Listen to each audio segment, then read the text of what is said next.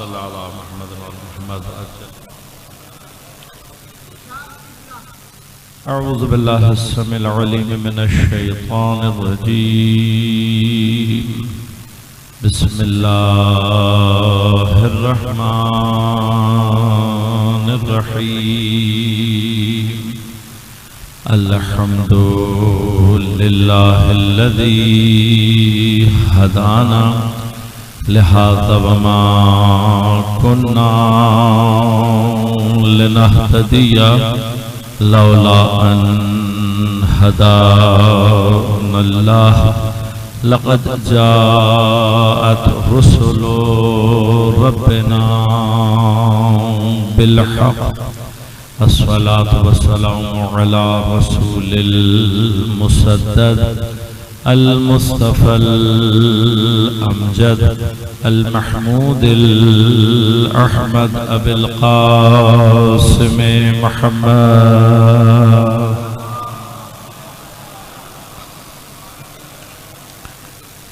والصلاة والسلام على أسد الله الغالب غالب على كل غالب علي بن أبي طالب. والصلاة والسلام على سيدة المعصومة المظلومة الطاهرة البتول بضعة الرسول فاطمة الزهراء سيدة نساء العالمين.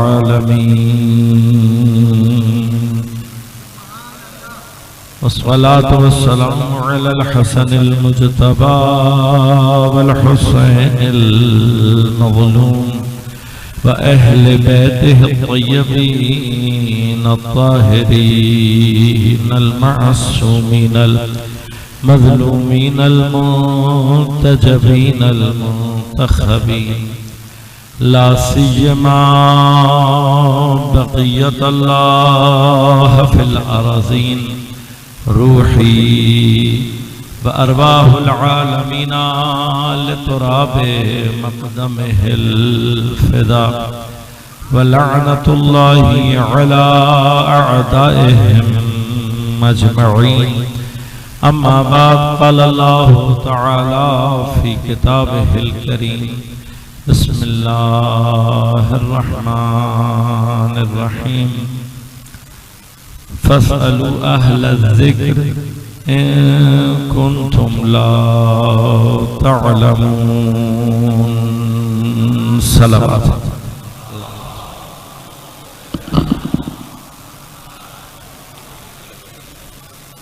مومنین کرام، سامعین محترم، عزیزان گرامی قدر، عزاداران سید الشہداء، سن 1446 ہجری کے عاشورہ محرم میں اہل ذکر کے عنوان سے ہماری گفتگو کا سلسلہ جاری ہے. موضوع پر گفتگو کے لیے قرآن کریم کے ایک مختصر سے فرمان کو سرنامہ کلام کے طور پر انتخاب کیا اور آپ کی خدمت میں تلاوت کا شرف حاصل کیا. پروردگار عالم ارشاد فرما رہا ہے فَاسْأَلُوا أَهْلَ الذِّكْرِ إِن كُنتُمْ لَا تعلمون. سوال کرو اہل ذکر سے اگر تم جاننے والے نہیں ہو. مطالب میں نے مسلسل آپ کی خدمت میں عرض کیے. کوشش کروں گا کہ گفتگو کو کسی ایسے سمت میں لے کر جاؤں تاکہ ہم گفتگو کا کوئی منطقی نتیجہ اور انجام بیان کر سکیں. پروردگار عالم اس آیت میں ہمیں یہ حکم دے رہا ہے کہ ہم سوال کریں. علماء علم اصول ارشاد فرماتے ہیں کہ سوال یا طلب الشیء طلب رہتی ہے لیکن سوال کرنے والے سائل اور جس سے سوال کیا جا رہا ہے مسئول. ان کے مابین نسبت کے اعتبار سے اپنی کیفیت کو تبدیل کر لیتا ہے۔ اگر سائل مانگنے والا، سوال کرنے والا، طلب کرنے والا اور جس سے طلب کیا جا رہا ہے یہ دونوں ہم رتبہ ہوں، دونوں برابر کے ہوں، تو سوال یا طلب سوال رہتا ہے لیکن التماس بن جاتا ہے۔ لیکن اگر یہ نسبتوں میں فرق آ جائے، یعنی سوال کرنے والا کم درجے کا ہو، ادنا ہو، اور جس سے سوال کیا جا رہا ہے مسئول وہ اعلیٰ درجے کا ہو،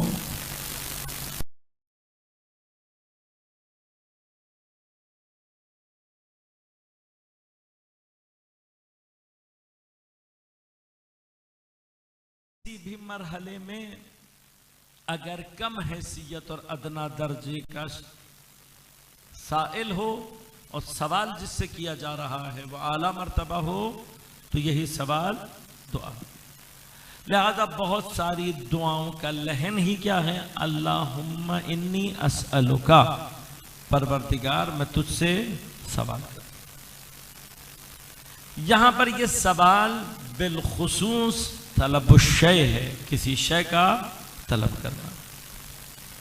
لیکن اگر کیفیت بالعکس ہو جائے، یعنی سوال کرنے والا افضل ہو جائے، اعلیٰ ہو، اور جس سے سوال کیا جا رہا ہے وہ کمتر ہو، مسئول کا درجہ ادنا ہو، سوال سوال ہی رہتا ہے، طلب طلب رہتی ہے، لیکن کیفیت کے اعتبار سے امر بن جاتا ہے، حکم کہلاتا ہے۔ لہذا آپ کسی بھی مرحلے میں اگر سائل افضل ہو، اعلیٰ ہو، اور جس سے سوال کیا جا رہا ہے مسئول وہ کمتر ہو، تو سوال سوال ہی رہتا ہے، لیکن کیا بن جاتا ہے؟ امر، حکم۔ اب سائل کے درجے کے اعتبار سے امر کو سائل کے پوچھنے کی کیفیت کے اعتبار سے پھر امر اپنے مزید درجات ظاہر کرتا۔ اگر یہ سوال کرنے والا شارع ہو، شریعت کا نفاذ کرنے والا ہو، اور سوال کرے یا طلب کرے کسی شے کو، تو جو امر ہے وہ ظاہر ہوتا ہے وجوب کی کیفیت کے ساتھ۔ لہذا اگر خدا شارع، کائنات میں خدا کے سوا کوئی معصوم کی، نبی کی یا امام کی حیثیت اس اعتبار سے صرف شریعت پہنچانے والی ہے، لہذا چونکہ نظام شریعت نے ظہور معصوم کے وجود سے کرنا ہے، اس اعتبار سے ہم نبی کو یا امام کو بھی شارع کہتے ہیں۔ لیکن اگر حقیقی معنی میں بحث کی جائے تو پروردگار جیسا ذات میں وحدہ لا شریک ہے، جیسا وہ اپنی صفات میں وحدہ لا شریک ہے، اسی طرح سے اپنے شریعت کے معاملات میں بھی وحدہ لا شریک۔ لہذا اپنے دین، اپنی شریعت، اپنے نظام میں وہ کسی کی مداخلت برداشت نہیں کرتا، وحدہ لا شریک۔ لہذا کوئی حکم پروردگار کا ایسا نہیں ہے کہ جس حکم میں پروردگار نے کسی اور کو شریک کیا ہو، میں شریک نہیں۔ لیکن جو حکم پروردگار دے رہا ہے اس کی تفصیلات ہمارے اور آپ کے سامنے جس وجود سے ظاہر ہوں گی وہ وجود معصوم کہلاتا ہے۔ لہذا اگر میرے اور آپ کے اور خدا کے درمیان میں معصوم نہ ہو، ہم کبھی بھی ان تفصیلات کو دریافت نہیں کر سکتے جو خدا کا مقصود ہے۔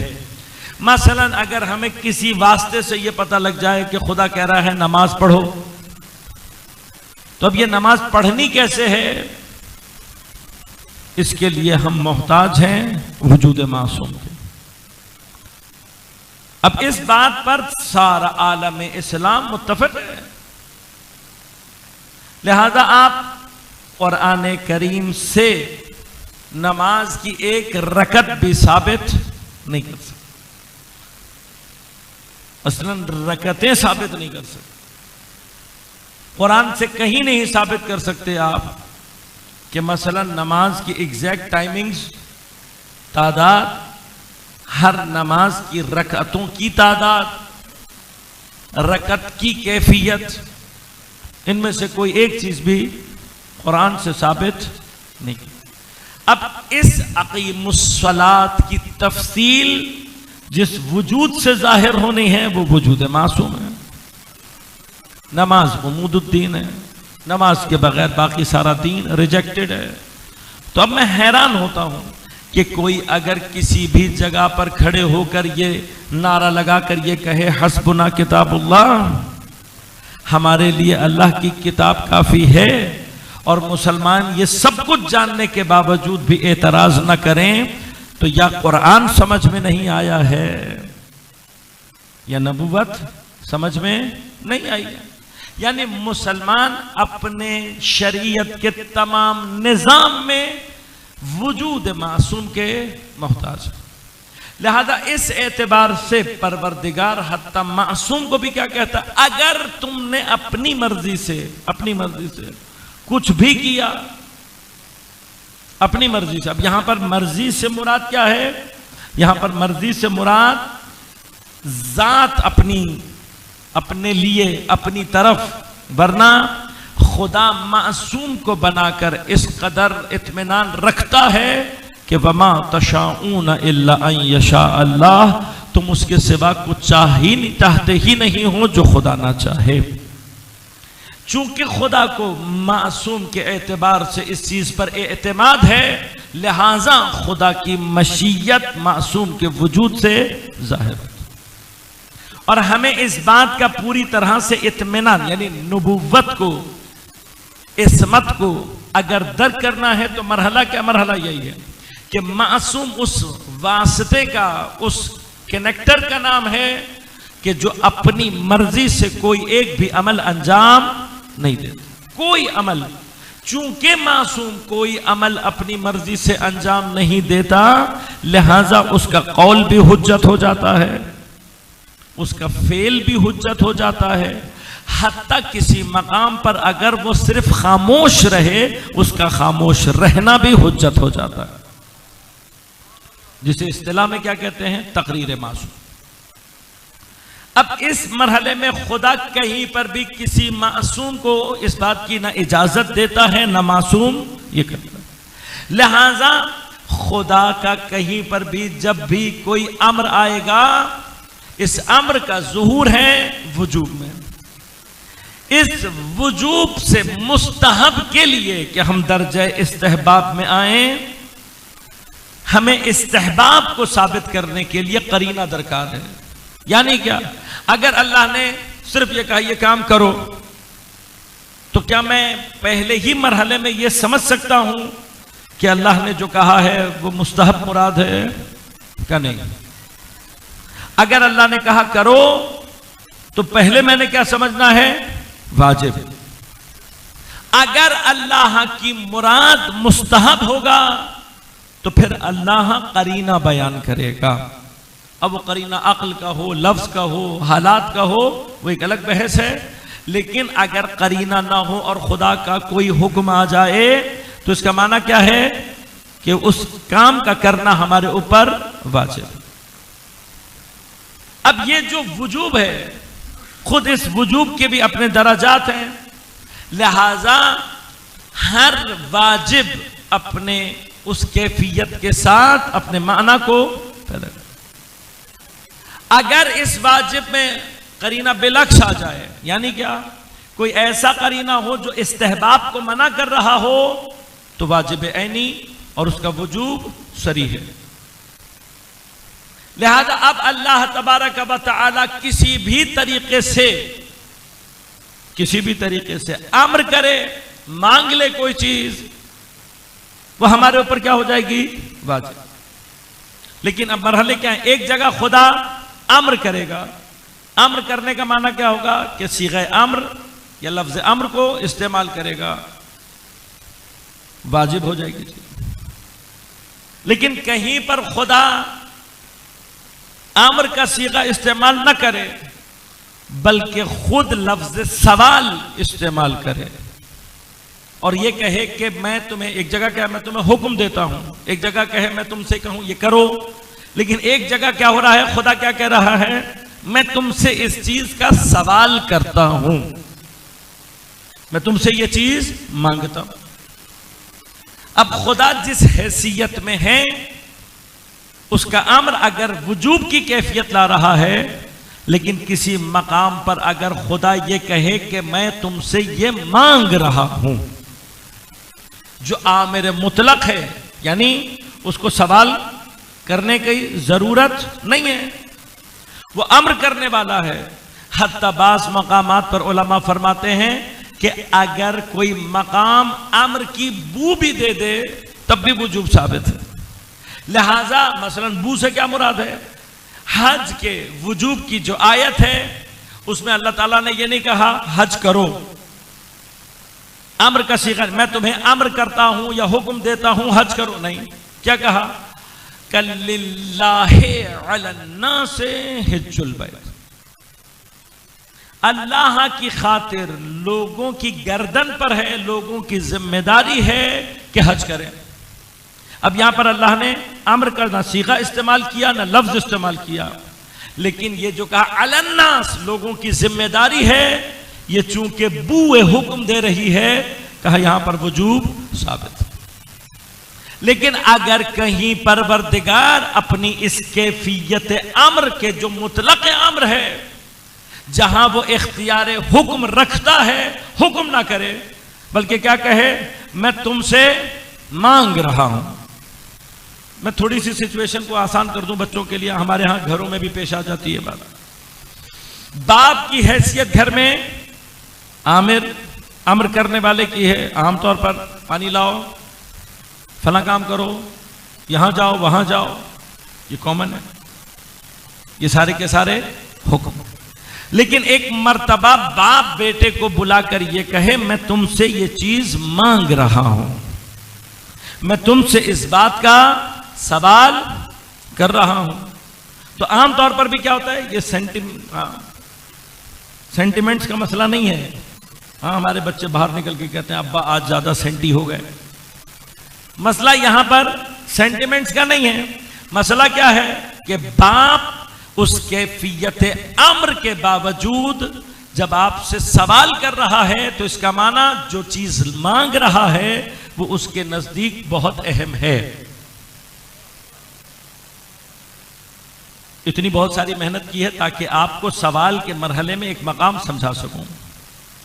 ہر چیز کا پروردگار نے حکم دیا یا امر کا صیغہ استعمال کیا یا امر کیا یا کم از کم بوئے امر پائی جاتی ہے، لیکن ایک چیز ایسی ہے جس میں خدا مانگ رہا ہے، اور پھر مانگنے کا طریقہ بھی ایسا ہے کہ نہ صرف خود مانگ رہا ہے بلکہ اس سوال کرنے میں اپنے ساتھ نبی کو بھی،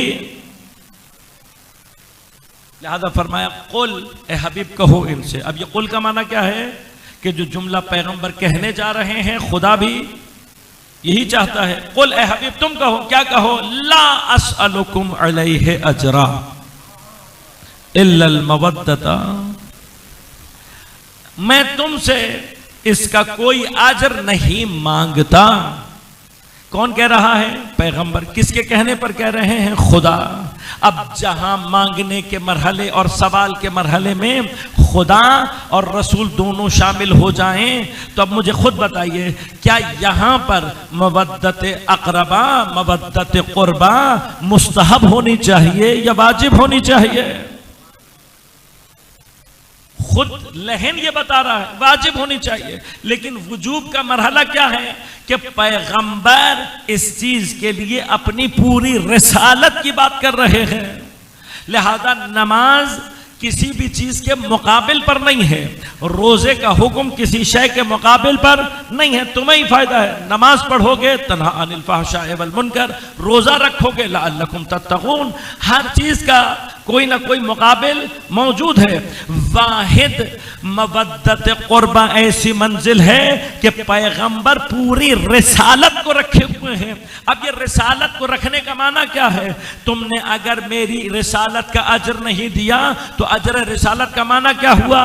معنی یہ ہوا کہ گویا تم نے میری رسالت کو قبول ہی۔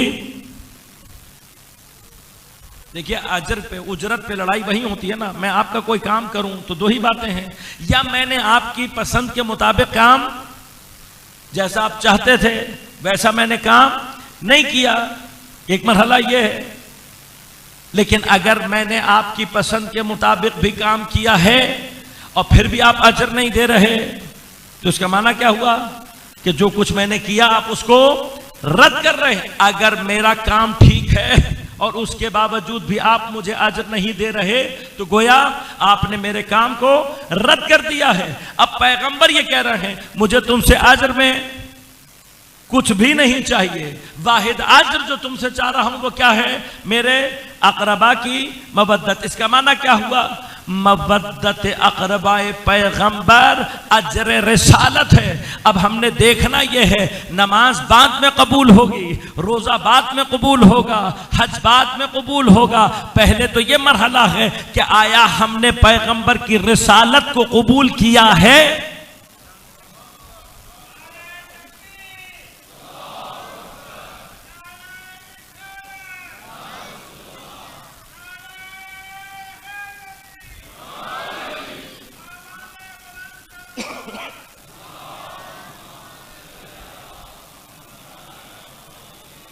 لہذا اس کا معنی اقربا کی مودت اول تو مستحب نہیں، ثانیاً ایک ایسا واجب ہے کہ جس کو اگر ادا نہیں کیا تو باقی تمام معاملات بھی ختم، یعنی رد رسالت ہے، رسالت کے قبول نہ کرنے کا مرحلہ ہے۔ اب اگر یہ کیفیت سامنے آ جائے تو پھر اب آخری فیصلہ صرف یہ کرنا ہے کہ میں اس اقربا کی مودت کو فروعات دین میں شامل رکھوں یا یہ اصول دین کا حصہ ہے۔ تو قانون ہمارے پاس بہت آسان سا ہے، فروع کا قانون یہ ہے کہ اگر کوئی بات جو فروعات دین میں ہو تو اس کا قضا ہو جانا، اس کا ادا نہ کرنا باقی کسی بھی چیز پر اثر انداز نہیں ہوتا۔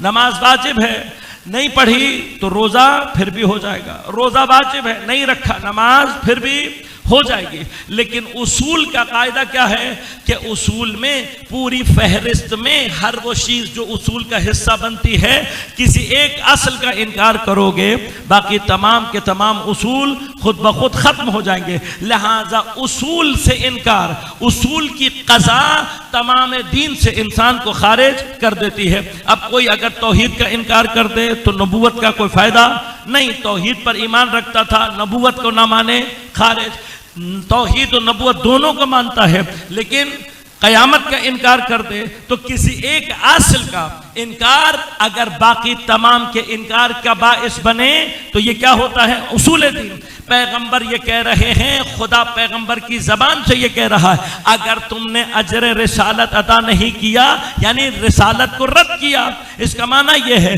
کہ جو کوئی بھی اقربا کی مودت کو ادا نہ کرے، نہ کرنا چاہے، انکار نبوت کرے گا۔ اب جو انکار نبوت کرے وہ اصل سے خارج ہو جائے گا۔ پس اس کا معنی کیا ہوا کہ اقربا کی محبت جزو فروعات دین نہیں ہے، اصول دین۔ اب یہ سوال کا مرحلہ یہیں پر کہ اگر خدا امر کرے تو شے واجب۔ اب خدا اس آیت میں بھی ایک امر کر رہا ہے، وہ امر کیا ہے؟ کہہ رہا ہے سوال کرو، پس اس کا مطلب سوال کرنا واجب۔ دو مرحلے بس اس میں عرض کروں گا اور پھر گفتگو کو آگے بڑھوں۔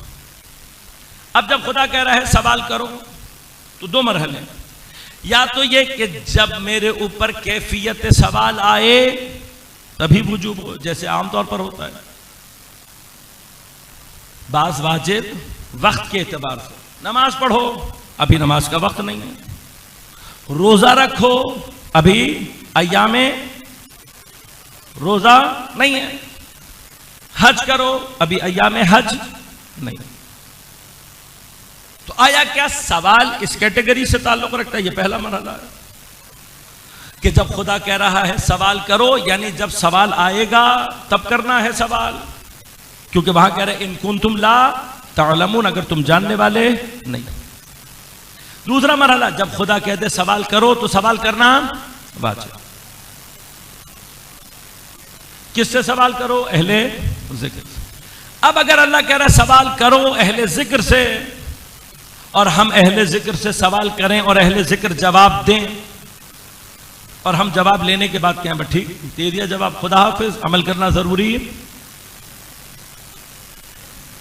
خدا کہہ رہے ہیں تم پر واجب ہے، میں لفظ کو تبدیل کر رہا ہوں، تم پر واجب ہے کہ اہل ذکر سے سوال کرو. ہم نے جا کر سوال کیا، انہوں نے جواب دیا، تو کیا قصہ ختم؟ نہیں. عقل کا تقاضا کیا ہے؟ اس پر حتی علماء اہل سنت نے بحث کی، اور ایک بہت ہی معروف مفسر قرآن اور عالم آلوسی نے اپنی تفسیر میں اسی آیت پر بحث کی، اور یہ بحث شامل ہے کہ آیا یہ جو اہل ذکر سے اللہ سوال کا حکم دے رہا ہے پس ان سے سوال کرنا واجب ہے، تو کیا جواب پر عمل کرنا بھی واجب ہے یا نہیں؟ کہ اگر جواب پر عمل کرنا واجب نہ ہو تو سوال کا حکم لغو ہو جاتا ہے. بیکار ہے نا کہ سوال کرنا تو واجب ہو اور عمل کرنا جواب پر واجب نہ ہو. کہ یہ ملازمہ عقلی یہ سمجھا رہا ہے کہ جو کچھ بھی اہل ذکر کہہ دیں اس پر عمل واجب. کہ اب اس واجب سے ایک بات جو سمجھ میں آ رہی ہے کہ اب ایک واجب آ گیا، کہاں سے آ رہا ہے؟ اہل ذکر سے گزر کر آ رہا ہے. واجب کون کر رہا ہے؟ خدا. کس ذریعے سے کر رہا ہے؟ سوال کے ذریعے سے. خدا کہہ رہا ہے سوال کرو اہل ذکر سے، یہ تم پر واجب. ہم نے جب سوال کیا تو اب جو جواب آیا واجب. یہ واجب کس کی طرف سے ہے؟ خدا کی طرف سے. بس جب ہم تک کوئی واجب اس طریقے سے پہنچے تو اسی کو وسیلہ کہتے ہیں. اسی کو وسیلہ کہتے ہیں. اسی کو اللہ تعالیٰ فرما رہا ہے وَابْتَغُوا إِلَيْهِ الْوَسِيلَةَ، اللہ کی طرف وسیلہ اختیار کرو. اب اگر یہ اہل ذکر درمیان میں نہ ہوتا جس سے سوال کا اللہ تعالیٰ نے حکم دیا ہے تو یہ واجب مجھ تک پہنچتا نہیں پہنچتا. تو یہ واجب مجھ تک کس کے ذریعے سے پہنچا؟ اہل ذکر کے ذریعے سے پہنچا. تو اسی کا نام تو وسیلہ ہے. تو اسی کو وسیلہ کہتے ہیں نا. اللہ کا واجب ہے کس کے ذریعے سے پہنچا؟ اہل ذکر کے ذریعے سے. اسی کو کیا کہتے ہیں؟ وسیلہ. اب سوال یہ ہے کہ جب میرے اوپر جواب پر عمل واجب ہو گیا تو کیا اس بات کا امکان ہے کہ اہل ذکر اپنے جواب میں غلطی کر دے؟ کیا پاسبل ہے؟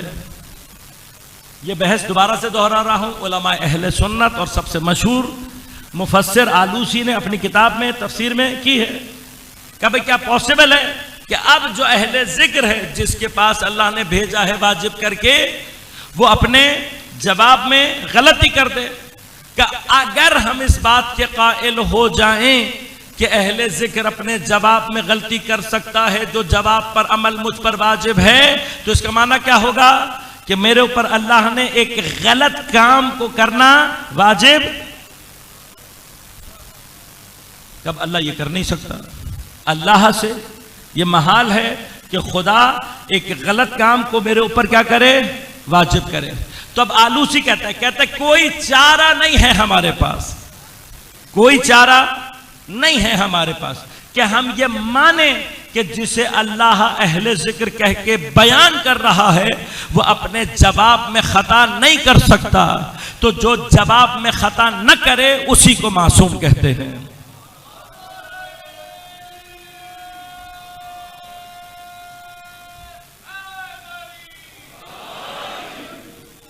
عصمت کی پوری بحث یہی ہے. تعجب اس بات پر ہوتا ہے کہ عقل آپ کو یہاں تک لے آئے اور اس کے باوجود بھی آپ معصوم کے دروازے تک نہ پہنچے. کتابوں میں موجود ہے، ابحاث موجود ہے. یہاں تک پہنچنے کے بعد بھی کسی کو اگر عصمت اہل بیت سمجھ میں نہ آئے تو پھر بحث نہیں کی جا سکتی. اب مرحلہ عزیزو یہ کہ خدا نے جو ہم پر واجب کیا ہے اہل ذکر سے سوال کرنا، ان کنتم لا تعلمون کہہ کر، تو کیا یہ تعلق صرف علمی تعلق ہے کہ میرے ذہن میں کوئی علمی کویسچن آئے گا تو جا کر میں سوال کروں، یا نہیں؟ ان کنتم لا تعلمون میری حقیقت وجود پر ناظر ہے، کہ جس پر میں بحث آپ کی خدمت میں پہلے کر چکا ہوں کہ ہماری حقیقت وجود کیا ہے؟ واللہ اخرجکم من بطون امہاتکم لا تعلمون شیئا، اللہ تمہیں تمہاری ماؤں کے پیٹ سے اس عالم میں نکالتا ہے کہ تمہیں کچھ بھی، تو اللہ تعالیٰ بنیادی طور پہ لا تعلمون جو کہہ رہا ہے وہ کیا ہے؟ ہماری حقیقت وجودی۔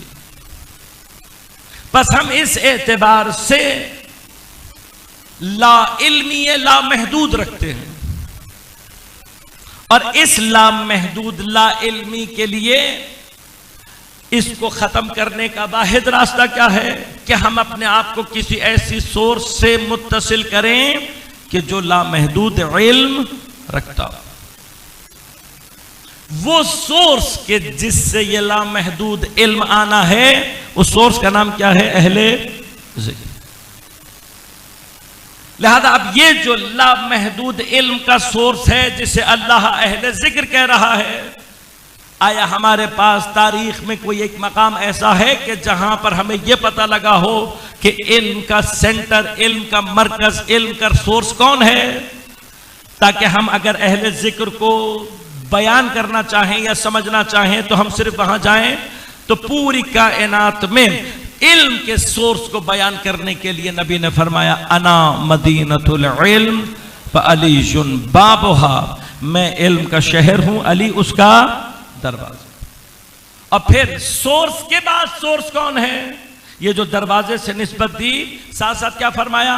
من اراد المدینہ، جو بھی مجھ مدینے تک آنا چاہتا ہے، جو بھی مجھ سورس تک آنا چاہتا ہے، فَلْيَأْتِ مِن بَابِهَا، اسے چاہیے کہ دروازے سے آئے۔ یہ جو دروازے کو یہ کہہ کر بیان کیا، پھر یہ کہا یَأْتِهَا مِن بَابِهَا، جو بھی مجھ سورس تک آنا چاہتا ہے اسے چاہیے کہ کہاں سے آئے؟ دروازے سے آئے۔ یعنی کیا؟ یہ روایت خود یہ بتا رہی ہے کہ پیغمبر کے بعد اس الٹیمیٹ سورس کا کوئی اور راستہ اگر ہے تو وہ ذات گرامی حضرت امیر المؤمنین علی ابن ابی طالب علیہ السلام۔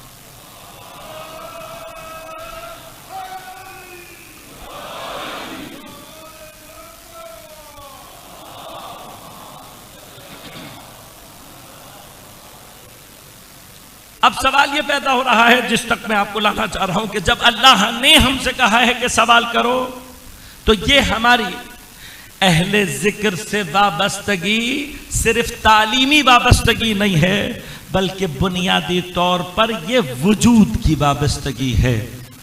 لہٰذا ہم نے وجودی اعتبار سے اپنے آپ کو لنک کرنا ہے کس سے؟ اہل ذکر سے، اور اہل ذکر کی کنیکٹیوٹی ہے پروردگار سے۔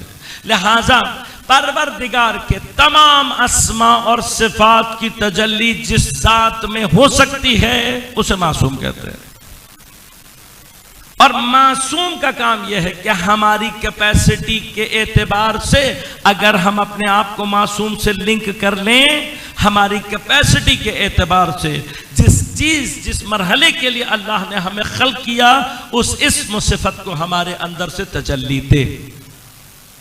لہذا انسان ہے کہ جس نے اسماء و صفات الہیہ کو اس کے سب سے نازل ترین مرحلے پر تجلی دے کر خدا کے کمال کو ظہور دینا۔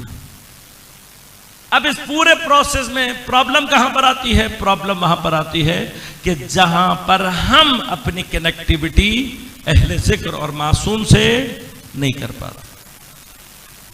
خوب آیا یہ کنیکٹیوٹی پرسنل لیول پر ہے، پرسنل لیول پر ریکوائرڈ ہے، لیکن حقیقی معنی میں جو کنیکٹیوٹی ریکوائرڈ ہے وہ ایک اجتماعی کیفیت کے ساتھ ہے، ایک کلیکٹیو ایفرٹ کے ساتھ ہے۔ لہٰذا جب تک ہم امت نہیں بنتے تب تک ہمارا اہل ذکر سے رابطہ امامت ایجاد نہیں ہو سکتا۔ اب یہ اہل ذکر کہ جن کو اللہ نے اپنے اور ہمارے درمیان رکھا ہے، اللہ نے نام نہیں لیا، کیا کہہ کر متعارف کرایا؟ اہل ذکر۔ تو ذکر کیا ہوتا ہے؟ ذکر کا آسان ترین ترجمہ ہے یاد کرنا۔ ہمارے ہاں اردو میں بھی کامنلی استعمال ہوتا ہے۔ آپ کسی کے بارے میں بات کر رہے ہوں اور وہ آ جائے تو آپ کیا کہتے ہیں؟ بھائی آپ ہی کا۔ اب یہ ذکر جس کو ابھی ہم نے اس طریقے سے ڈیفائن کیا، عربی میں وسعت زیادہ رکھتا ہے، لہذا آیا یہ ذکر صرف زبان سے کسی کو دہرانا کہلاتا ہے یا نہیں؟ اگر ذہن میں بھی ہو تب بھی ذکر کہلائے گا یا نہیں؟ راغب نے کہا کہلائے گا، یعنی کیا؟ کسی کو آپ اگر اپنے ذہن میں بھی یاد کرتے ہیں تو تب بھی کیا کہلائے گا؟ ایک مرحلہ اور ہے، میں بعض اوقات علماء کی دقتوں پر حیران ہوتا ہوں، ان میں سے ایک مقام کہ یہ جو ذکر کہلا رہا ہے یہ من بعد نسیان او من دونہ ہی، یہ جو ذکر کہا جا رہا ہے یہ ایک مرتبہ بھولنے کے بعد بھی دوبارہ یاد کرنا کہلائے گا، یا بغیر بھولے بھی اگر کوئی کر رہا ہے تب بھی یاد کرنا کہلائے گا، یا تمام حال میں کہلائے گا؟ ذکر ہی کہلائے گا۔ بس یاد کرنا، چاہے وہ زبان سے ہو، چاہے وہ ذہن میں ہو، چاہے وہ بھولنے سے پہلے یعنی بغیر بھولے ہو، چاہے بھولنے کے بعد ہو، سب کیا کہلائے گا؟ ذکر۔ اب چونکہ بہرحال ہمارے پاس وقت کم رہ گیا، میں چاہ یہ رہا ہوں کہ گفتگو کو سمیٹوں، لہذا تھوڑی سی منزلیں تیزی کے ساتھ طے کروں گا، ورنہ مطالب بہت خود ایک اپنی جگہ مطلب ہے، اس کو تھوڑا سا تیزی سے طے کروں گا ورنہ شاید بات ادھوری رہ جائے، کہ اب یہ جو یاد ہے یہ خود متوقف ہے، ڈیپینڈ کرتی ہے علم کے اوپر۔ اگر آپ کسی چیز کو جانتے ہی نہیں ہیں اسے یاد کر سکتے ہیں؟ نہیں۔ جب تک آپ کے علم میں نہیں پائی جائے گی تب تک یاد کے مرحلے میں داخل، مثلا جس آدمی کو آپ جانتے ہی نہیں ہیں اسے یاد کر سکتے ہیں؟ نہیں یاد۔ میں نے آپ سے بارہا کہا، اس کو ابھی بھی ریپیٹ کروں گا، اس آیت کو آپ نے جہاں سے کھولنا شروع کیا یہ اہل بیت کے دروازے پر لے آتے۔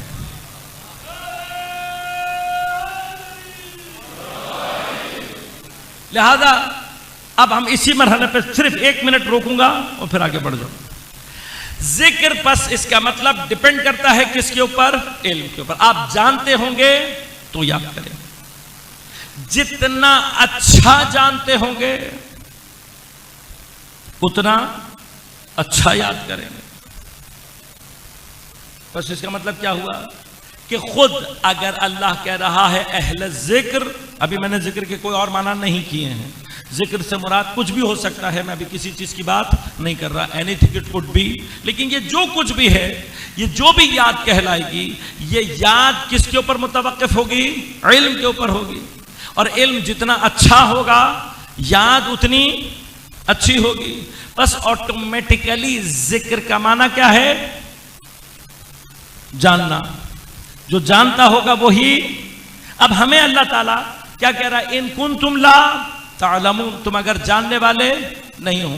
میں نے بھی آپ کی خدمت میں عرض کیا، ہماری حقیقت وجودیہ کیا ہے؟ لا تعلمون شیئا، ہم تو ویسے ہی کچھ نہیں جانتے۔ تو جو نہیں جانتا کیا وہ اہل ذکر میں سے ہو سکتا ہے؟ نہیں ہو سکتا۔ تو اب اہل ذکر میں سے کون ہوگا؟ وہ جس کو اللہ کہہ رہا ہے یعلمون۔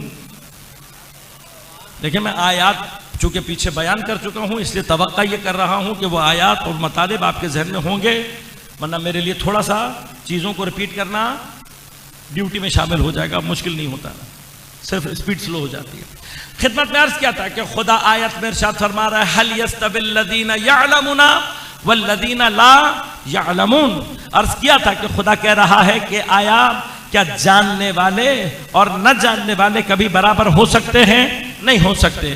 اب لا یعلمون تو پتہ ہے کہ ہم ہیں، لیکن اگر کوئی جاننے والا ہو ہی نہیں تو آیت معنی پیدا نہیں کرتی۔ تو آیت بتا رہی ہے کوئی تو ہے جو جاننے والا ہے۔ اب بڑی آسان سی بات ہے کہ جو جاننے والا ہی ہوگا وہی اہل ذکر ہوگا، اور ابھی آپ کی خدمت میں عرض کیا ہے کہ جاننے والا کون ہے؟ کہ جو سورس آف علم ہے محمد و آل محمد علیہ الصلوۃ والسلام۔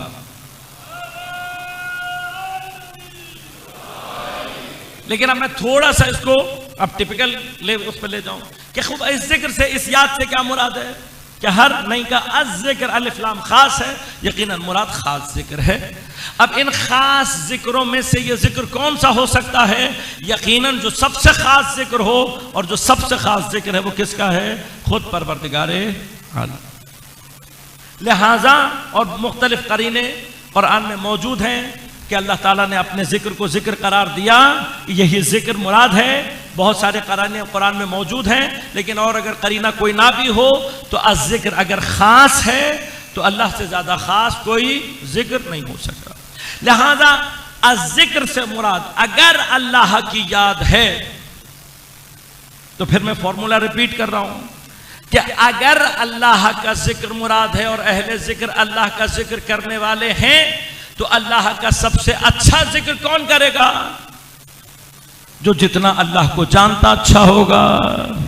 اب میں پھر سوال کرتا ہوں کہ کون ہے کہ جو اللہ کو جانتا ہوگا؟ ہمارا حال تو یہ ہے کہ ہم ویسے ہی کچھ نہیں جانتے۔ جو کچھ نہیں جانتا وہ اللہ کو کیا جانے گا؟ لیکن آیا کوئی ہے کہ جو اللہ کو جانتا ہوگا؟ تو پھر دیکھا پیغمبر کہہ رہے ہیں یا علی، خدا کو یا میں نے پہچانا ہے یا تو نے پہچانا۔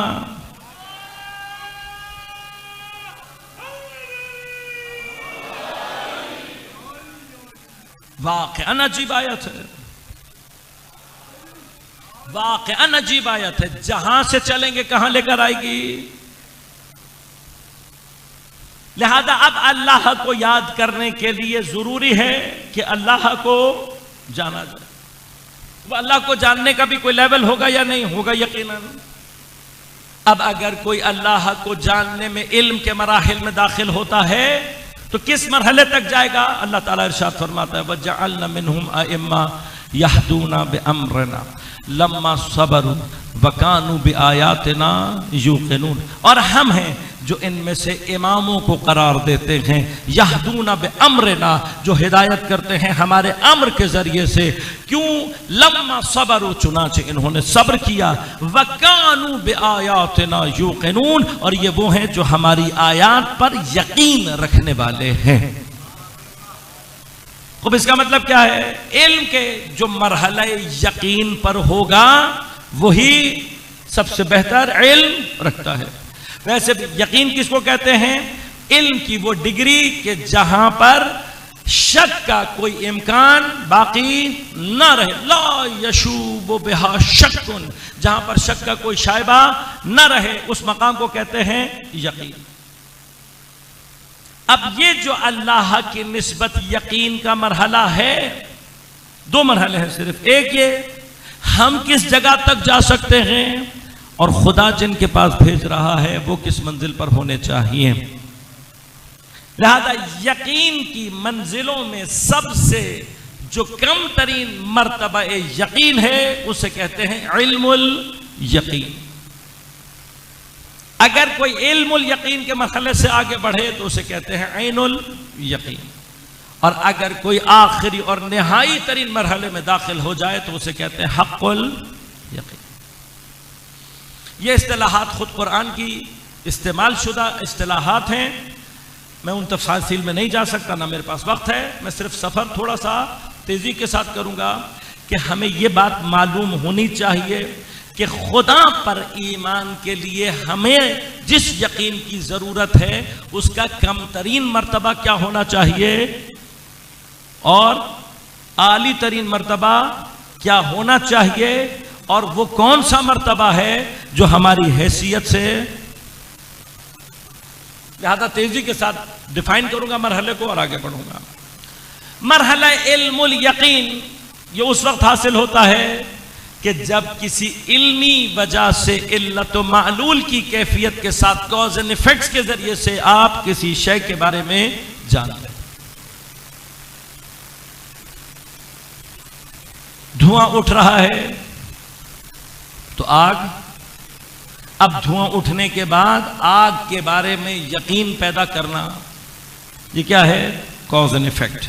علت کے ذریعے سے آپ معلول تک پہنچ گئے، کاز کے ذریعے سے ایفیکٹ تک، یا ایفیکٹ کے ذریعے سے کاز تک پہنچ گئے. یاد رکھیے گا کہ ہماری زیادہ تر نالج اسی علم الیقین کے مرحلے سے تعلق رکھتی ہے. ایک بہت بڑی علم کی کیفیت ہے جو کس سے تعلق رکھتی ہے؟ علم الیقین. اس کے بعد ایک دائرہ چھوٹا ہے جو کہ تعلق رکھتا ہے عین الیقین سے. عین الیقین سے کیا مراد ہے؟ پہلے مثال دے دیتا ہوں پھر بات آگے. ابھی تک آپ نے دھواں دیکھ کر آگ کا یقین پیدا کیا تھا، اور آپ چلتے چلتے چلے گئے اور آپ نے دیکھا آگ لگی. یہ کیا کہلاتا ہے؟ عین الیقین. یہاں پر یہ جو عین کا لفظ استعمال کیا گیا ہے، یہ اس یقین کا ایک ٹول ہے، ایک ٹول ہے جسے کیا کہتے ہیں؟ آنکھ. یقیناً ہر چیز کو ہم آنکھ سے نہیں دیکھ سکتے، لہذا جو ہمارے باقی ڈیٹیکٹرز ہیں وہ باقی چیزوں کا عین الیقین حاصل کرتے ہیں. یہاں پر عین سے کیا مراد ہے؟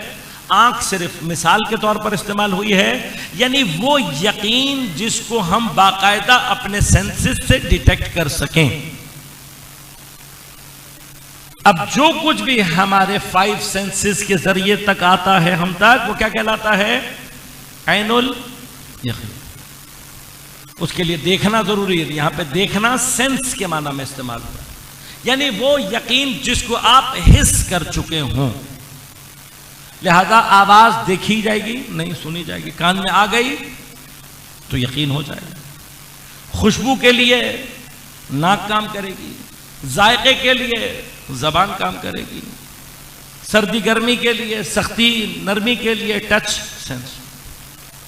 اب جس بھی چیز کو آپ ان چیزوں کے ذریعے سے ڈیٹیکٹ کر لیں گے، یہ مرحلہ کیا کہلائے گا؟ عین الیقین. اس سے اوپر کا مرحلہ کیا ہے؟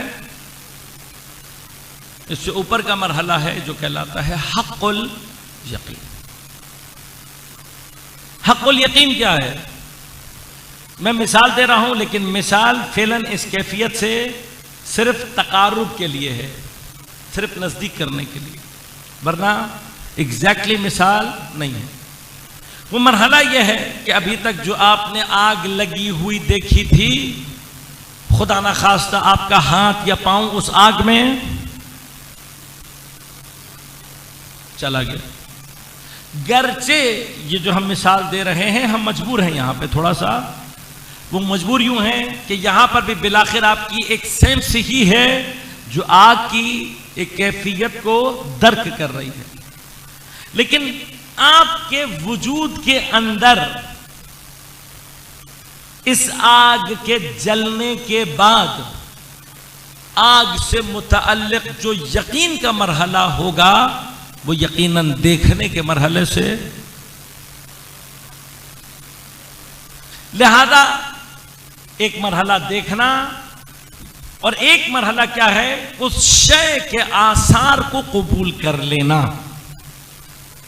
اثر کو قبول کر لینا اس شے کے. یہ مرحلہ کہلاتا ہے حق الیقین. اب سوال سب سے پہلا پیدا یہ ہوتا ہے کہ ہمارا خدا سے متعلق جو ہم سے مانگا گیا ہے وہ مرحلہ کیا ہے؟ جو مرحلہ ہم سے مانگا گیا ہے خدا کی نسبت، وہ مرحلہ علم الیقین کا مرحلہ ہے. اس کی وجہ کیا ہے؟ اس کی ایک وجہ یہ ہے کہ خدا اس بات سے بہت بلند ہے کہ اسے حس کیا جا سکے. اب یہاں پر ابحاث بہت ساری ہیں، میں جاؤں گا تو باہر بہت دور تک چلی جائے گی بات، لیکن اشارہ کرتا چلو. بہت کچھ وہ ہے کہ جسے ہم ڈیٹیکٹ کرتے ہیں اپنی حس کے ذریعے سے. حس سے ڈیٹیکٹ کرنے کے بعد اگلا مرحلہ وہ ہوتا ہے جسے ہماری عقل ڈیٹیکٹ کرتی ہے. عقل جو چیز ڈیٹیکٹ کرتی ہے وہ حس کبھی بھی ڈیٹیکٹ نہیں کر سکتی. اب میں مثال دوں گا صرف گھر جا کے سوچ لیجئے گا اگر بات یہاں سمجھ میں نہ آئے. ہماری آنکھ صرف 4 چیزیں دیکھتی ہے. مثلا اگر یہ 4 انگلیاں ہیں تو ہماری آنکھ کو یہ 4 نظر آئیں گی. لیکن یہ 3 جمع 1 ہیں، 2 جمع 2 ہیں، یہ آنکھ نہیں کر رہی ہوتی. آنکھ کو یہ کتنی نظر آئیں گی؟ 4. یہ 4 کیسے بن رہا ہے؟ 1 جمع 3 کر کے یا 2 جمع 2 کر کے. یہ کون کر رہا ہے؟ یہ عقل. یہ بہت نازل ترین مرحلہ آپ کو سمجھایا ہے تاکہ صرف آپ کو فرق کا اندازہ ہو جائے کہ حس کے دائرے اور عقل کے دائرے میں فرق کیا ہے. لہذا اب اس عقل کے ذریعے سے جتنا کچھ بھی آپ ڈیٹیکٹ کرتے چلے جاتے ہیں کہ جس میں پھر پوری معقولات کا جہان ہے، یہ سارے کا سارا عقل کا کام. آخری جو مرحلہ بچتا ہے وہ مرحلہ قلب کا کہلاتا ہے، کہ جس کے لیے پھر تفصیلات انشاءاللہ کبھی رہیں تو تفصیلات سے عرض کروں گا، لیکن آج صرف اشارہ بیان کر دوں. عقل کی سرحد ختم ہوتی ہے جا کر انفینٹی پر. یعنی جہاں کہیں پر بھی انفینٹی آ جائے گی یا انفینٹی کی طرف موو ہو رہی ہوگی، وہاں پر آپ کی عقل ہتھیار ڈال دے گی، کیونکہ عقل انفینٹی کو کبھی بھی درک نہیں کر سکتی. واحد چیز جو کہ انفینٹی کو درک یعنی صرف اس کو محسوس کرتی ہے کہ انفینٹی ہونی چاہیے. لہذا غور کیجئے گا، عقل درک نہیں کر سکتی پھر بھی کہتی ہے کہ ہونی چاہیے. تبھی آپ اپنی مختلف چیزوں کے اندر انفینٹی کو، میتھمیٹکس کے سیٹ میں انفینٹی یہ آپ کا بنانا بتا رہا ہے کہ آپ کی عقل یہ تو کہتی ہے کہ ہوتی ہے، چاہے اس کو سمجھ میں نہ. تو اب یہ عقل کو کون بتا رہا ہے کہ ہونی چاہیے؟ وہ چیز جو اس انفینٹی کو درک کرتی ہے وہ کہلاتا ہے قلب. لیکن قلب بھی صرف کیا کر سکتا ہے؟ ڈیٹیکٹ کر سکتا ہے. اس سے زیادہ ایک ہے ڈیٹیکٹ، ایک ہے احاطہ کرنا.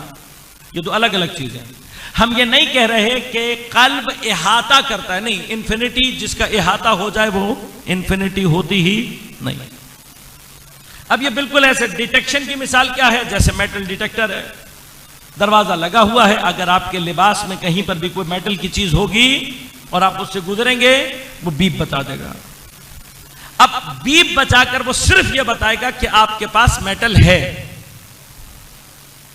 کتنا بڑا ہے، کیسا ہے، کہاں رکھا ہے، یہ نہیں بتا. تو قلب کا کام واحد کیا ہے؟ انفینٹی کو بیپ کرنا. وہ بتا دیتا ہے کہ ہے، اس سے زیادہ کچھ نہیں چاہتا.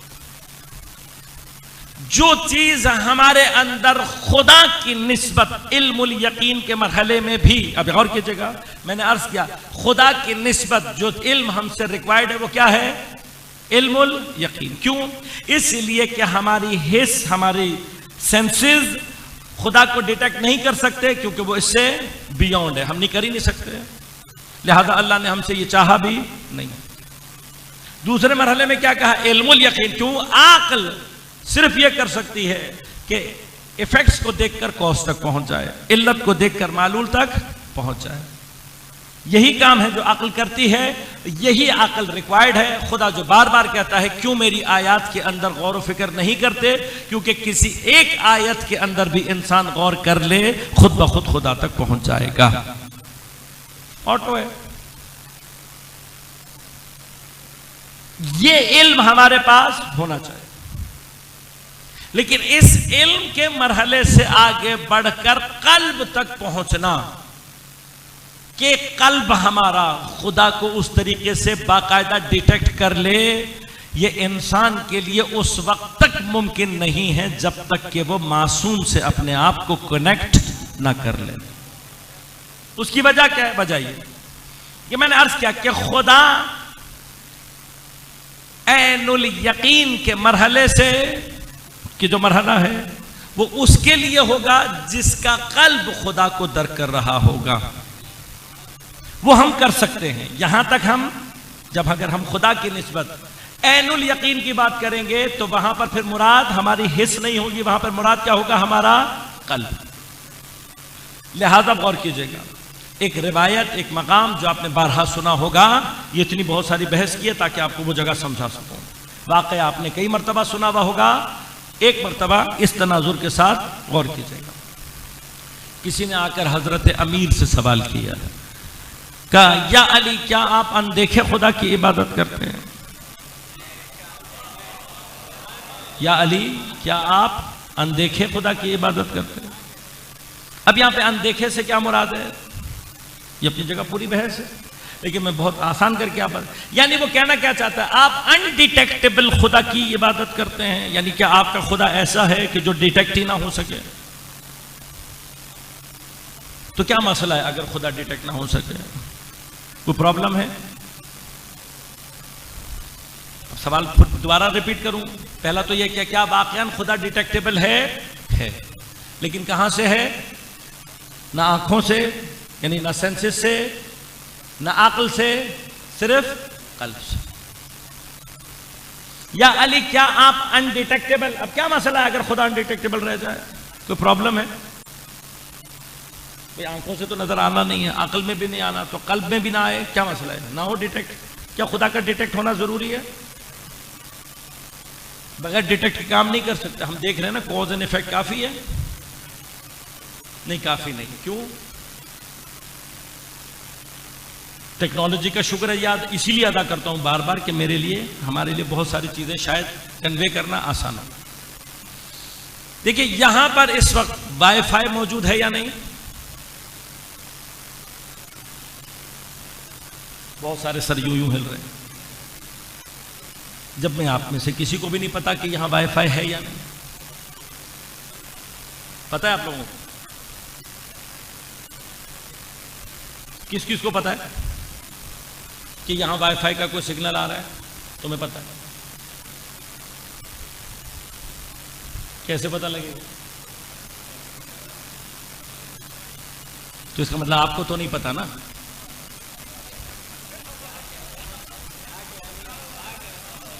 یہی پوچھ رہا ہوں نا، آپ کو نہیں پتا،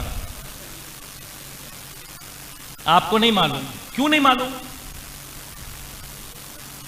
اس لیے کہ وائی فائی کو، سگنلز کو ڈیٹیکٹ کرنے والی چیز اللہ نے ہمارے اندر،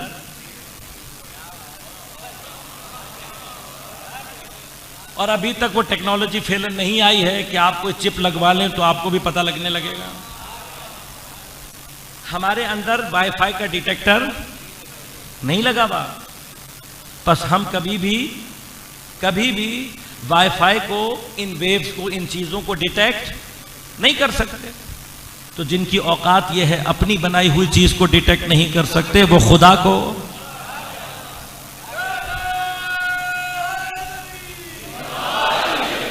اور واحد راستہ کیا ہے آپ کے پاس؟ اب واحد راستہ یہ ہے کہ آپ اپنی جیب سے موبائل نکالیں، وائی فائی آن کریں، وہ بتا دے گا آپ کو۔ یہ واحد راستہ ہے آپ کے پاس۔ اور اگر خدا نہ خواستہ آپ کے موبائل میں کوئی ایرر آ رہا ہو کہ جس کی وجہ سے ایسا لگے کہ وائی فائی آ رہا ہے لیکن وائی فائی نہ آ رہا ہو، تو آپ کو یہ بات سمجھنے میں کتنی دیر لگے گی؟ کیونکہ آپ کو یقین ہے، یہ جو شو کر رہا ہے آپ کو پورا یقین ہے کہ بھائی یہ وائی فائی آ رہا ہے، لیکن یہ کہ یہ ایرر دے رہا ہے جبکہ یہاں کوئی وائی فائی نہیں ہے۔ اب اگر فرض کریں میں اسی مسئلے کے ساتھ کوئی بہت ایمرجنسی سچویشن جوڑ دوں، کوئی بہت ایمرجنسی سچویشن، فرض کریں کہ آپ کا کوئی کروڑوں روپے کا بینک کا اکاؤنٹ ہیک ہو گیا ہے اور آپ سے کہا جا رہا ہے بھائی فوراً جلدی جلدی ای میل بھیجو ورنہ گیا سب۔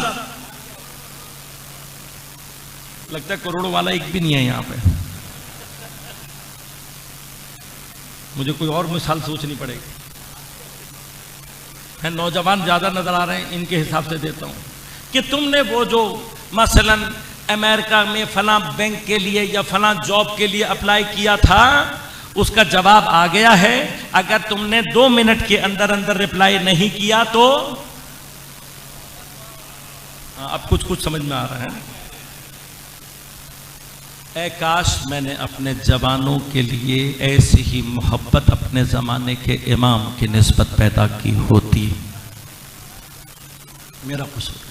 یہ ہمارا قصور کہ ہم اپنے نوجوانوں کے دل میں یہ تڑپ اپنے زمانے کے امام کی نسبت نہیں پیدا، یہ ہمارا قصور۔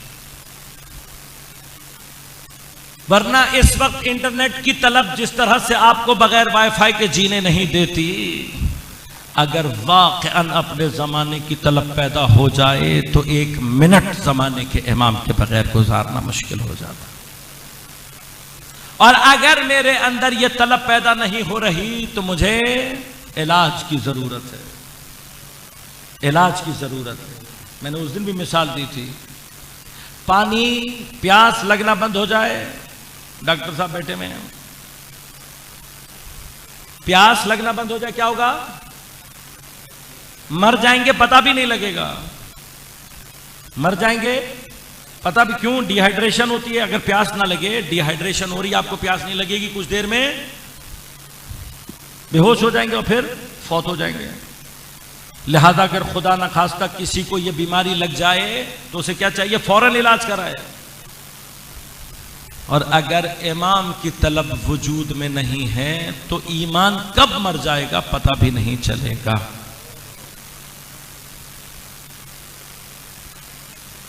لہذا ہم نے تو آج تک کبھی سوچا نہیں، عزیزان من، اگر میرے وجود میں زمانے کے امام کی طلب نہیں ہے، کب کہاں میرا ایمان مر جائے گا پتہ بھی۔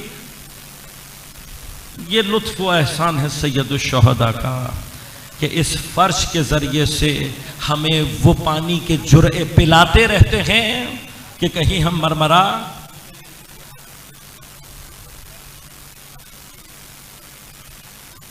لہذا اب اگر سمجھ میں آیا کرنا ہے اپلائی، اور ٹائم اتنا ہے تو اب کوئی آئے گا نا پھر۔ اب اگر فرض کریں اتنی دیر میں، جتنی دیر میں آپ کا موبائل ایرر دے رہا ہے اور وقت نکل گیا تو آپ کہیں گے ایسے موبائل کا ہی گلا گھونٹ دوں میں، اس کے ایرر کی وجہ سے میری زندگی تباہ ہو۔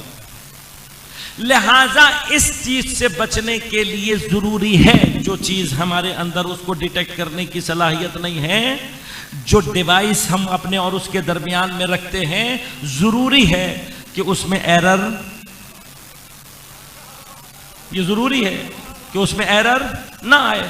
اب تم اپنے انٹرنیٹ سے کنیکٹیویٹی کے لیے تو چاہتے ہو کہ ڈیوائس میں ایرر نہ آئے، لیکن خدا سے کنیکٹیویٹی کے لیے جس کے پاس جا رہے ہو، کبھی ہذیان کر رہا ہو، کبھی نسیان کا شکار ہو رہا ہو، کبھی خطا کرتا ہو، کبھی شبہ کا شکار ہوتا ہو، کبھی اس کے اوپر مصلحتوں کا دعویٰ ہو، کبھی اس کے اوپر جادو اثر کرتا۔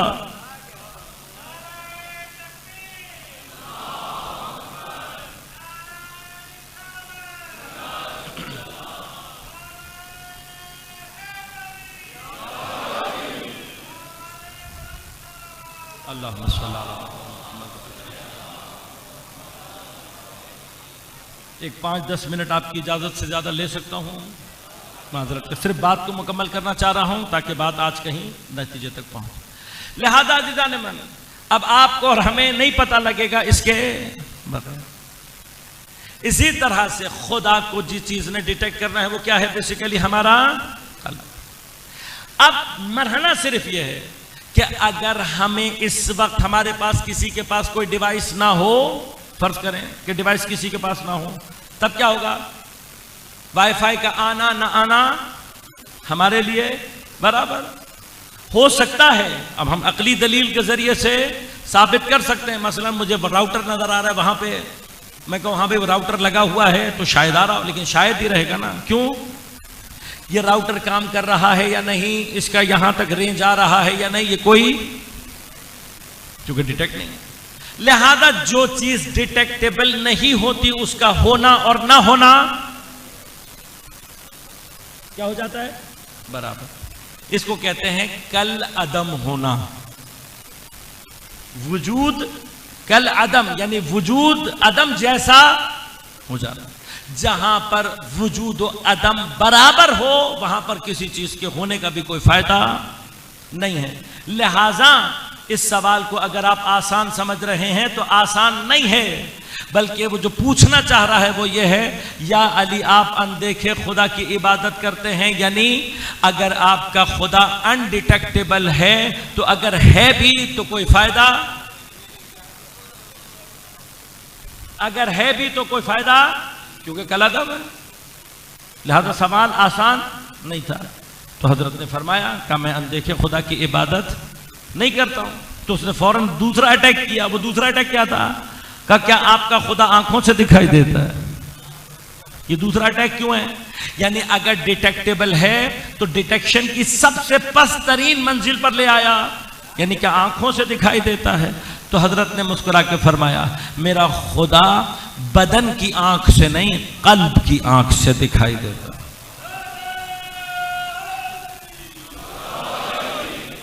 واحد ڈیٹیکٹر آف انفینٹی کون ہے؟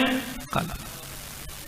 اب سوال یہ پیدا ہوتا ہے کہ یہ قلب جو اس انفینٹی کو ڈیٹیکٹ کر کے خدا کے لیے اس مقام تک پہنچے گا، اس کا معنی کیا ہوا؟ کہ ہم خدا کو ڈیٹیکٹ کرنے کے مرحلے میں علم الیقین کے مرحلے سے نکل کر عین الیقین کے مرحلے میں جا سکتے ہیں، لیکن وہاں پر عین الیقین سے مراد کیا ہوگی؟ کہ ہمارا قلب خدا کو ڈیٹیکٹ کر سکے۔ اب مشکل صرف یہ ہے کہ ہمارے پاس کوئی ایسا ڈیٹیکٹر نہیں ہے، کوئی ایسی چیز نہیں ہے جو خدا کو ڈیٹیکٹ کر سکے۔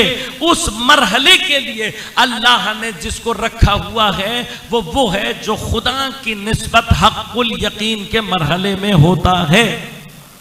اب جو میں نے آپ کو مثال دی تھی کہ کوئی اگر آگ کے اندر چلا جائے، آگ تک پہنچ جائے، یعنی اس کے آثار کو قبول کرنے کے مرحلے میں آ جائے، یہ مرحلہ حق الیقین کا کہلاتا ہے۔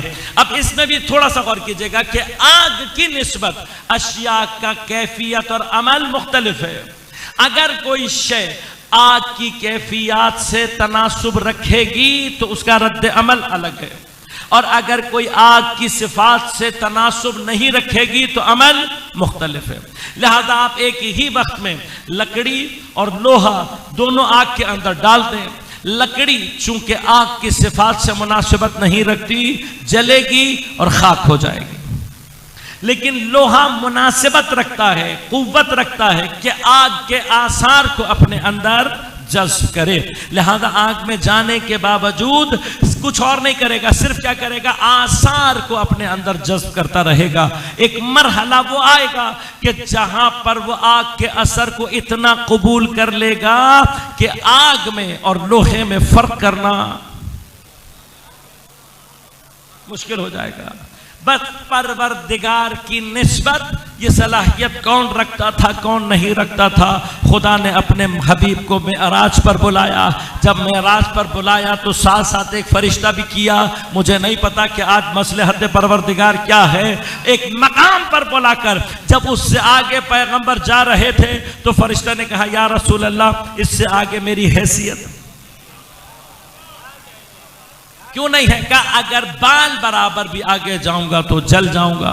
تو میں جناب جبرائیل سے کہتا ہوں یا جناب جبرائیل آپ تو نورانی مخلوق ہیں، جلنے جلانے کا کام آپ سے کیا ہے؟ تو شاید جواب یہ آئے گا اس سے آگے تقرب کی وہ منازل شروع ہو رہی ہیں، نور کی وہ شدت شروع ہو رہی ہے کہ میں نورانی ہو کر بھی اس شدت کو تحمل، لہذا بال برابر بھی اگر آگے جاؤں گا تو جل جاؤں گا۔ تو اب ہمیں یہاں سمجھ میں آ گیا جب فرشتہ حضرت جبرائیل جیسا مقرب ہو کر تقرب کے ایک مراحل پر آگے بڑھنے کی صلاحیت نہیں رکھتا تو ہم جیسے گناہگاروں کی کیا حیثیت ہے؟ لہٰذا لیکن ضروری تھا کوئی حق الیقین کی منزل پر ہو تاکہ وہ جو جہل کی منزل پر ہیں ان کا ہاتھ پکڑ کر انہیں علم الیقین کے راستے سے آگے بڑھاتا ہوا کم از کم عین الیقین کے مرحلے تک لے کر آئے۔ لہٰذا میرے حبیب آگے بڑھ گئے۔ اب آگے بڑھ کر کیا ہوا؟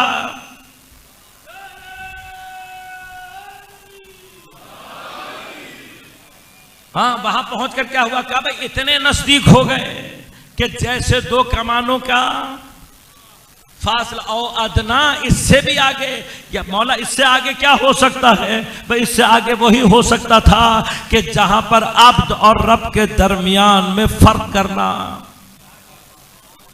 لیکن یہ کمال امانت ہے کہ کوئی اس جگہ پر پہنچ کر بھی اپنے سر کو سجدے میں رکھ کر کہتا ہے سبحان ربی الاعلی وبحمدہ۔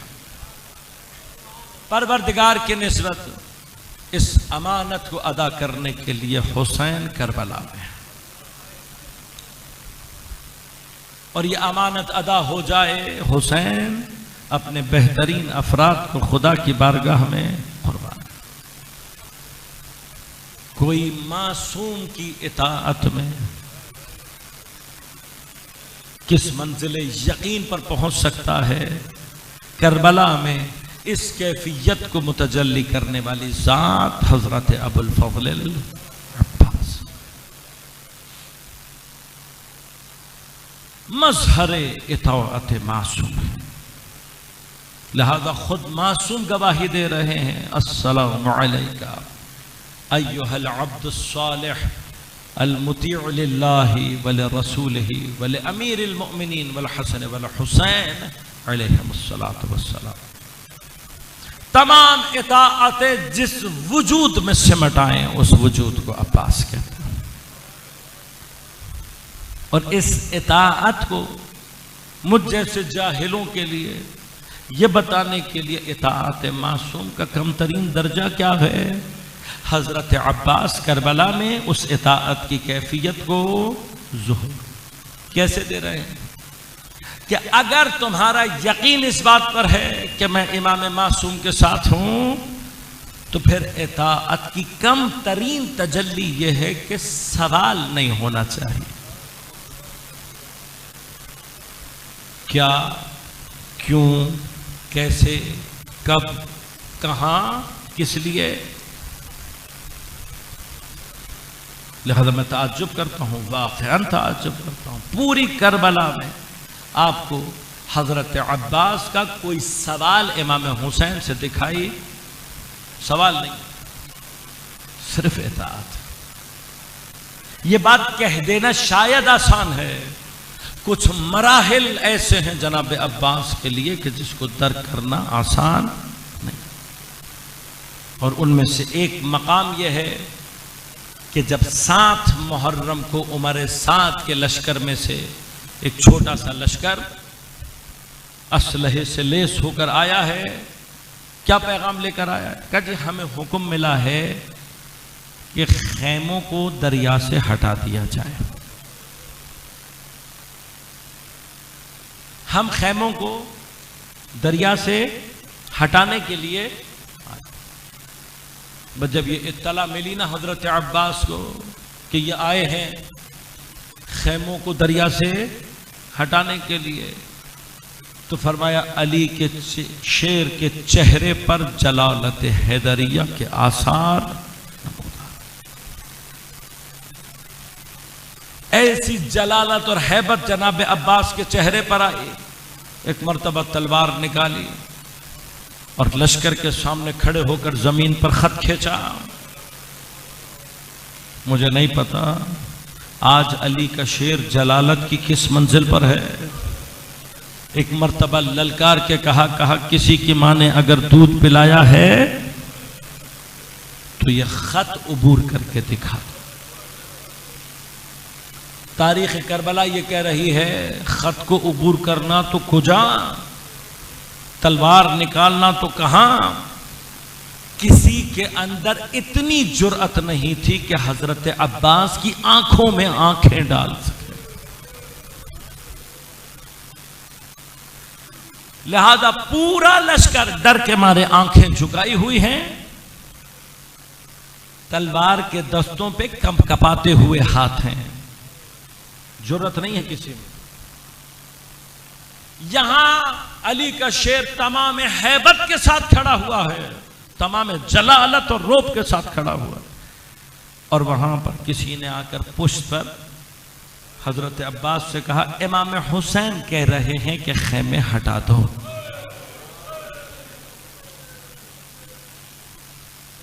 کچھ دیر کے لیے تصور کریں، عباس کسے کہتے ہیں؟ بس جیسے ہی سنا نا کہ مولا نے کہا ہے، ایک مرتبہ سر کو جھکایا، تلوار کو نیام میں رکھا، پلٹے ہیں، خیموں کی پہلی تناب کھولنے والے خود حضرت عباس۔ عزیزوں، یہ کہنا اور سننا آسان ہے، اس منزل سے گزرنا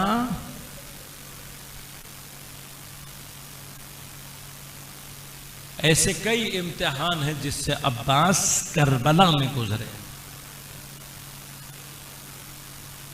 لہذا ایک کیفیت قلب یہ ہے، کیونکہ امام حسین کے بعد اگر اس میدان میں کوئی عاشق شہادت ہے تو جناب عباس، کہ شاید صبح جب موقع ملے گا تو میں شہادت کی منزل تک جلدی پہنچ جاؤں گا، اپنے آپ کو اپنے مولا پر سب سے پہلے فدا کر دوں گا۔ لیکن صبح سے ظہر ہو گئی، ایک ایک صحابی کا جنازہ لا کر گنج شہداء میں رکھ رہے ہیں، سوال کوئی نہیں۔ اصحاب ختم ہو گئے، انصار ختم ہو گئے، اب صرف بنو ہاشم بچے ہیں۔ اور کبھی تاریخ پڑھ کر دیکھیے گا، اس وقت کربلا میں بنی ہاشم کے جتنے تقریباً افراد موجود ہیں، یہ سب حضرت عباس سے عمر میں کم ہیں۔ انہیں حضرت عباس نے اپنی آغوش میں پالا ہے، ان سب کو حضرت عباس نے تربیت دی ہے، شاگرد ہیں سب حضرت عباس کے۔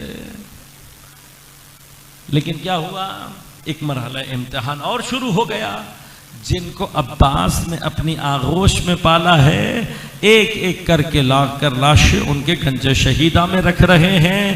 کبھی عباس کا لاشا لا رہے ہیں، کبھی قاسم کے ٹکڑے اٹھا کر لا رہے ہیں، کبھی اون محمد کے جنازے، حتیٰ اپنے 3 اور بھائی ہیں کہ جن کے جنازے لا کر رکھ دیے گنج شہداء میں، مگر سوال کوئی نہیں۔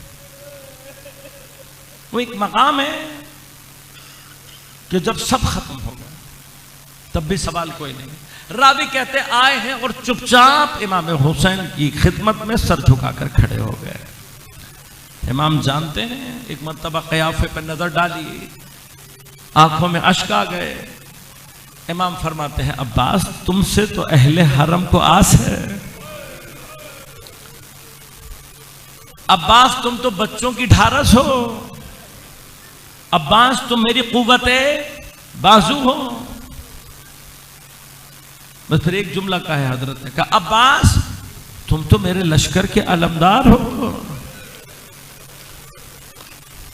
براوی کہتے ہیں یہ جملہ جب کہا نا حضرت نے کہ تم لشکر کے علمدار ہو، تو بس ایک مرتبہ دائیں دیکھا میرے مولا نے، ایک مرتبہ بائیں دیکھا، اور کہا مولا وہ لشکر کہاں رہا جس کا عباس علمدار تھا۔ کہا عباس تجھ سے میرے دل کو قوت ہے، تو میری قوت دل ہے، میں یہ سننا تھا، واپس آ گئے۔ لیکن جب دوبارہ خیموں کے سامنے سے گزر رہے تھے تو ایک مرتبہ بچوں کے العطش کی آواز کو سنا۔ خدا جانے اس قدر دردناک آواز العطش ہے کہ ایک مرتبہ حضرت نے خیمے کا پردہ ہٹا کر دیکھا کہ بچے شدت پیاس سے کچھ ایسے ہیں جو خشک مشکیزیں پیٹ پہ لگا رہے ہیں، کچھ ایسے ہیں جو زمین میں ذرا سی نمی محسوس کر کے اپنے رخسار زمین پر رکھ رہے ہیں کہ شاید کوئی نمی کا احساس ہو جائے۔ بھئی یہ کیفیت نہیں دیکھی گئی۔ ایک مرتبہ جناب سکینہ کو آواز دی، شہزادی آئی، ایک مرتبہ خشک مشکیزے کو علم سے باندھا، علم اور مشکیزہ ایک ہاتھ میں لیا، دوسری آغوش میں جناب سکینہ کو گود میں لیا، اور دوبارہ چلتے ہوئے امام حسین کے پاس آ کر کھڑے ہو گئے۔ اب جب امام نے نظر کی، ایک مرتبہ آنکھوں سے اشک جاری ہوئے، رو کر کہتے ہیں جاؤ بھائی جاؤ، بچوں کے لیے پانی کی کوئی سبیل کرو۔ راوی کہتے ہیں حضرت نے جنگ کا لفظ استعمال نہیں کیا، لہذا مطیع حسین تلوار لے کر میدان میں نہیں اترا۔ کربلا کے بعد جب جناب ام البنین حسین اور حسین کے بچوں کا پرسہ لے چکی نا، تو سب سے آخر میں اپنے بچوں کو رونے کے لیے کیا کیا کرتی تھی؟ آ جاتی تھی جنت البقیع میں اور زمین پر 4 نشان کھینچ کر ان کے پاس بیٹھ جاتی تھیں. کبھی اپنے عباس کو یاد کرتی تھیں، کبھی اپنے عبداللہ کو یاد کرتی تھیں، کبھی اپنے عثمان کو یاد کرتی تھیں، نام لے لے کر روتی تھی بی بی. لیکن کبھی کبھار ایک شعر کہتی تھی حضرت عباس کے بارے میں، اور ان کے شعر کا مطلب یہ تھا: میرے شیر تجھے تلوار کی اجازت نہیں ملی، تو نیزہ لے کر میدان میں اترا، کاش تو تلوار لے کر اترتا، کسی میں جرأت نہ ہوتی تیرے سامنے آنے کی. جو نیزے سے فرات کا گھاٹ آزاد کرائے وہ عباس ہے. فرات کا گھاٹ آزاد کرا کر گھوڑے کو ترائی میں اتارا میرے مولا نے. ایک مرتبہ مشک سکینہ کو پانی سے بھرا، اور پھر ایک عجیب کام ہے جو میرے مولا نے انجام دیا. آج تک عرفاء علماء اس کام کی مختلف توجیحات پیش کرتے ہیں. بس ایک مرتبہ چلو کو پانی میں اٹھا کر چہرے تک لائے اور لا کر پانی کو دوبارہ دریا میں پھینک دیا. آج تک پیاس کو اتنا شرمندہ کسی نے نہیں کیا جتنا عباس نے کر دیا.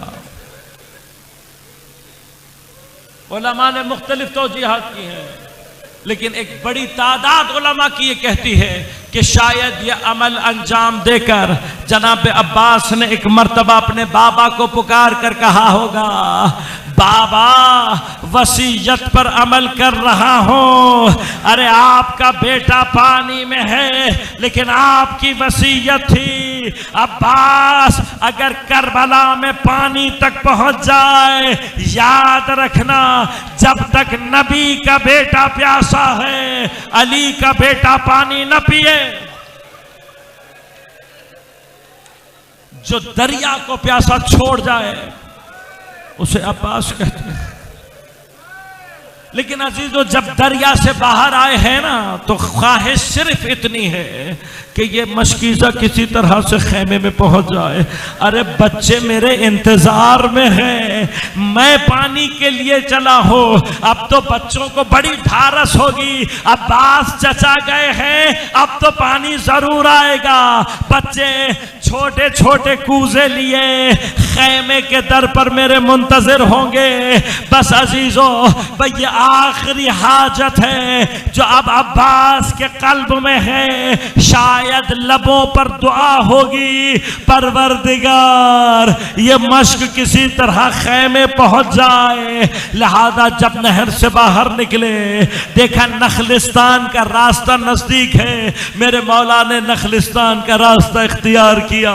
علماء کہتے ہیں بھئی یہی راستہ میرے مولا پر بھاری پڑ گیا. کیوں؟ میدان میں کسی کی جرت نہ تھی علی کے شیر کے سامنے آتا، لیکن نخلستان میں درختوں کے پیچھے سے چھپ چھپ کر حضرت پر وار کر رہے تھے. بس ایک ملعون کا وار کاریگر ثابت ہوا، میرے مولا کا دایاں بازو شہید ہو گیا. بس دائیں بازو کا کٹنا تھا، نیزہ بھی گر گیا. بس اب مشک و علم ہاتھ ہے بائیں ہاتھ میں ہے. میرا مولا بار بار خیموں کی طرف دیکھ رہا ہے، آگے بڑھ رہا ہے. ایک ملعون کو اور موقع ملا، ایسا وار کیا حضرت کا بایاں بازو قلم ہوا. بس عزیزو اس سے پہلے کہ علم گر کر شہید ہو میرے مولا نے ایک مرتبہ مشک کے تسمے کو اپنے دانتوں میں دبا لیا. عزادارو یہاں علم گرا، وہاں حسین کا دل بیٹھ گیا. ایک مرتبہ حضرت آگے کی جانب بڑھے اور ایک مرتبہ نخلستان سے باہر نکل کر میدان میں وارد ہوئے. راوی کہتا ہے علی کا شیر میدان میں اس کیفیت میں وارد ہوا، دونوں بازو کٹے ہوئے تھے، مشک دانتوں میں دبائی ہوئی تھی، نگاہ خیمے پر تھی، بس یہ مشک کسی طرح سے پہنچ جائے۔ بس جب مشک کو دیکھا کہ جناب عباس خیمے کی طرف جانا چاہتے ہیں، ایک مرتبہ شمر نے چیخ کر کہا خبردار مشک نہ پہنچنے پائے، اگر حسین نے پانی پی لیا تم میں سے کوئی زندہ علامت جا نہیں سکے گا۔ بس عزادارو جیسے ہی یہ آواز لگی نا، ایک بڑی تعداد کمانداروں کی چلوں میں تیروں کو جوڑا گیا، اتنے تیر حضرت کی طرف پھینکے گئے، تاریخ کہتی ہے گویا کربلا میں تیروں کی بارش ہو رہی تھی۔ اب جو میرے مولا نے تیروں کو دیکھا، بے دست ہے علی کا شیر، کچھ اور تو نہ کر سکا، ایک مرتبہ اپنے آپ کو گھوڑے کے اوپر جھکا دیا، اپنے سینے کو مشک سکینہ کی ڈھال بنا دیا۔ ارے جتنے تیر آ رہے تھے میرے مولا کی پشت میں پیوست ہوتے جا رہے تھے۔ راوی کہتا ہے جب میں نے مقتل کی طرف نگاہ کی، مجھے حضرت کا بدن دکھائی نہیں دے رہا تھا، بس تیر ہی تیر دکھائی دے رہے، صرف تیر دکھائی دے رہے ہیں۔ کہا لیکن جب تک مشک میں پانی تھا، عباس خیمے کی طرف جا رہے تھے، کسی ملعون نے ایک مرتبہ ایسا تاک کے تیر مارا، مشک سکینہ میں آ کر لگا، مشک دو پارہ ہوئی، پانی نہیں بہا، عباس کے دل کا خون بہہ گیا۔ عباس کے دل کا خون کا جیسے ہی مشک پارہ ہوئی، عباس نے خیموں کی طرف جانے کا ارادہ ترک کر دیا۔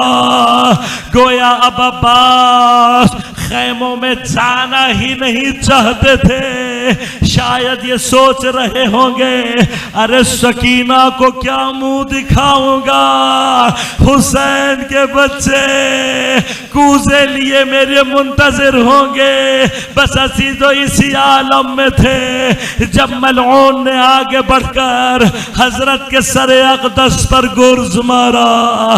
گرز کا لگنا تھا، میرے مولا کی پیشانی دو پارہ ہو گئی۔ علی کا شیر ذوالجناح کی پشت پر ٹھہر نہ سکا۔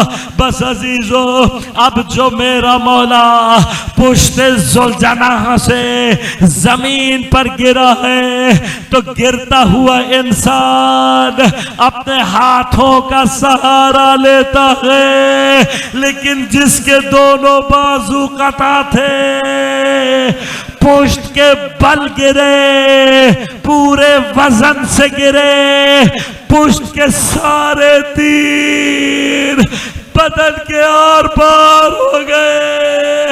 بس اس منزل پر آواز دے کر کہا علیک بری السلام یا ابا عبداللہ۔ راوی کہتا ہے اس آواز کا آنا تھا حسین کمر تھام کے کربلا کی زمین پر بیٹھے رو کر کہتے ہیں الانا انکسر ظہری، اب حسین کی کمر ٹوٹ گئی۔ مجھے نہیں معلوم ٹوٹی ہوئی کمر سے حسین عباس تک کتنی دیر میں پہنچے، لیکن راویوں نے کہا جب علی کا شیر بے دست ہو کر، جب علی کا شیر بے بس ہو کر زمین پر پڑا ہوا تھا، ایک مرتبہ آواز لگائی گئی جس نے بدلہ لینا ہے، صفین کا بدلہ، جمل کا بدلہ، نہروان کا بدلہ۔ ارے سارے بے غیرت جمع ہو گئے، بے دست شیر، بے بس شیر اتنی تلواریں برسائی. جب حسین اپنے بھائی کے لاشے پر پہنچے، عباس کی لاش کی کیفیت کو دیکھا. ارے جس حسین نے اپنے علی اکبر کا لاشا اٹھایا، جو قاسم کے ٹکڑے لے آیا، جس نے علی اصغر کو اٹھا لیا، ارے اپنے عباس کو اٹھا نہ سکے. ایک مرتبہ نگاہ کی، علم کو اٹھایا، خیمے کی طرف چلے. ارے خیمے کے دروازے پر بچے کوزہ لیے بیٹھے تھے. جیسے ہی علم نزدیک آیا، ایک مرتبہ دوڑتے ہوئے گئے. اب جو دیکھا، علم تو آ رہا ہے، علمدار نہیں. کوزے زمین پر پھینکے، رو کر کہتی ہے سکینہ، بابا پانی نہیں چاہیے.